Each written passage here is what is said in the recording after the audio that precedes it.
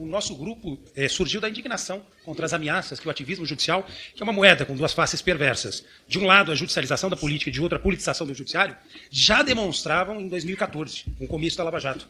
O nosso grupo denunciou o ativismo judicial do qual hoje os senhores se julgam vítimas.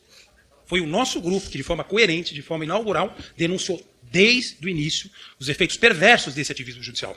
A senhora não vai ver no comportamento do grupo, basta compuscar as nossas redes, nenhum tipo de contradição ou incoerência. Simplesmente porque elas não existem. Nós não defendemos excessos. A lei deve valer para Chico e para Francisco. O que nós dissemos em relação ao presidente Lula é que ele foi vítima, e aqui tem o deputado Deltan Dallagnol, e sabe bem disso, que já tive a oportunidade de debater publicamente de dizer isso, foi vítima da instrumentalização perversa do nosso sistema de justiça a serviço de interesses políticos e eleitorais.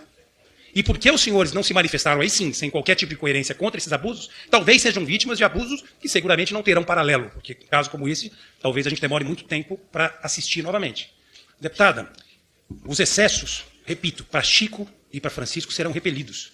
Nós defendemos a liberdade de expressão, mas como um instrumento para a manutenção da democracia e da ordem constitucional vigente. Nós não podemos aceitar qualquer tipo de comportamento de deputado, de qualquer cidadão, quem quer que seja, que atente ou viole as ordens, a ordem democrática constitucional vigente e as instituições de um modo geral.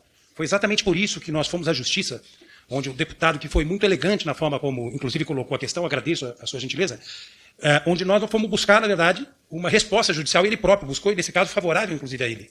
Mas, veja, essa elegância não foi a elegância que o deputado, e falo isso de forma muito respeitosa, demonstrou nas redes. Nós temos várias postagens, eu tenho elas aqui, eu não preciso ler, o senhor conhece, porque foi o senhor que as veiculou, que, no nosso humilde entendimento, comprometiam a ordem constitucional vigente, incitavam essa horda ávida pelos tais justiçamentos a comprometer as nossas instituições. Foi contra isso que nós nos insurgimos. O direito da senhora pensar diferente, pode apostar que a senhora defende tanto quanto eu. Um debate democrático saudável, sempre muito bem-vindo. Mas a sua imunidade parlamentar, que seguramente é um instrumento para a defesa da sua liberdade de expressão, não pode te dar o direito de delinquir. Seguramente não é o seu caso, evidentemente. Não pode te dar o direito de comprometer direitos e garantias individuais. E foi exatamente isso que nós questionamos na Justiça. Simples assim. Se a senhora me der a honra e a alegria de ler o restante das nossas declarações, desde o início, os nossos textos, desde 2014, 2012, 2013, a senhora vai ver que a gente denuncia desde sempre a mesma coisa.